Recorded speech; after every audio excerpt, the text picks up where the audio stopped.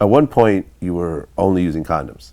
Are you still condom only? I am still condom only, but the first scene when I did come back, I shot with LT and this Latina girl. We didn't use a condom.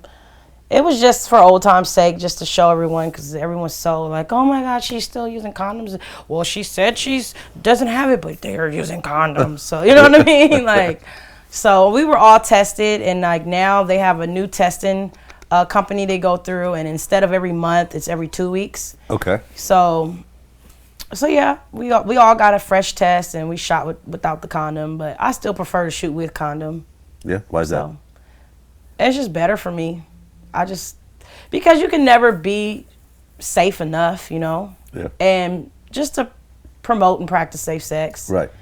I mean, there was that whole thing that happened when there was the rumors about you having AIDS that would pop up every so often, every few years. It'd be like some fake article, and then you actually, put together this whole thing that, we premiered, where you actually go to the HIV clinic and talk about HIV awareness and take the test.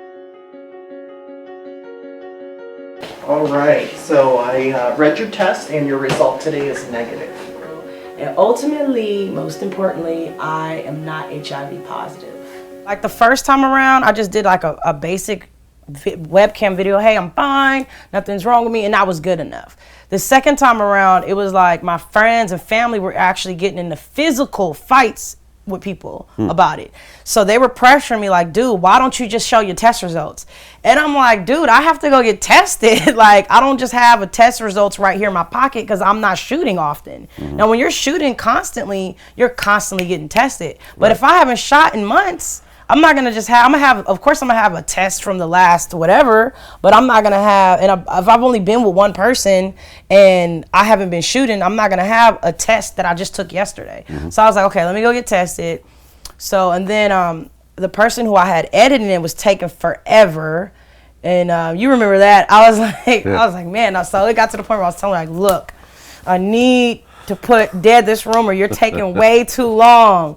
But I'm still satisfied because I wanted to be professional. I wanted to be caring. I didn't want it to be like, yeah, motherfuckers, look at my test. I ain't got it, bitch. I wanted to be like, I wanted to have respect, for the people who do have it, for people who lost people who had it, who family members, and I've lost people who had it.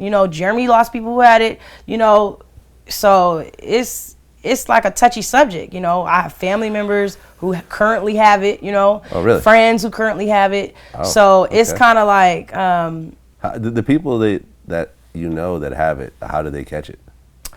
Unprotected sex. But the people who died long time ago who had it, they had it from sharing needles. Because remember back then heroin was really I mean, I don't know if it's still popular, but I'm saying it was very popular at one time that I know of. Everyone was shooting up. So, but I mean, HIV in the porn industry is always going to be an issue. There was an outbreak that happened about a year ago or something. A bunch of people got it. And then you could even bring it back. I think it was Mark Wallace. I don't even know. I know there was one guy who was a white male porn star who got it and then faked his test and got a bunch of people. But in the process, the second time around, I had to educate myself too about it. So I was in Dallas, and my friends there, I saw in the gay community, they actually was helping me, trying to do different like sign-ins and hostings, but with the gay community.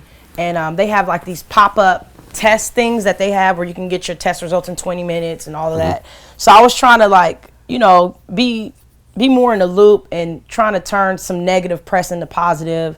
And so I started doing events, surrounding the subject, and going and supporting people and going to these different seminars and educational classes just so I can learn different stuff, and so I can, report back. And so, I mean, it was hard, but I think like the first time the rumor came out kind of stunned me more because I couldn't believe the reaction of people saying that's what you get, and it's about time, and it's like, damn, seriously? Well, you know. So people just were really cruel, and I learned that that's more so on the internet. People aren't really like that. But then I was scared that when people were looking at me in public, are they thinking I have AIDS, or they just know I'm Pinky and want an autograph? But I got over it quick. But the second time around, it wasn't so bad.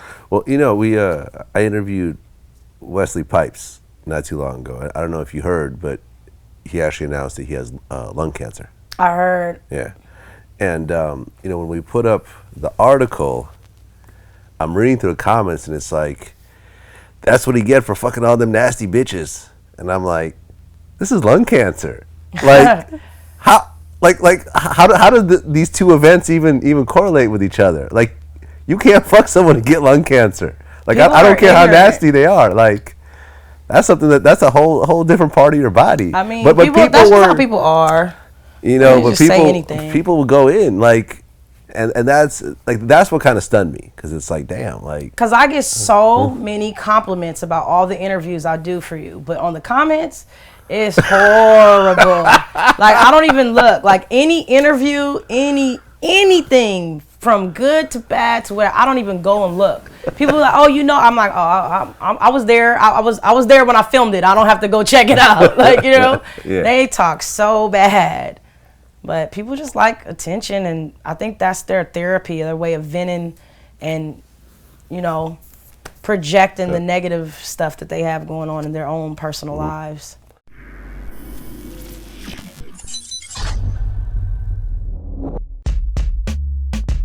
I'm trying to battle John Cena. Can somebody find John Cena's management, WWE, somebody find John Cena, and let's make this happen.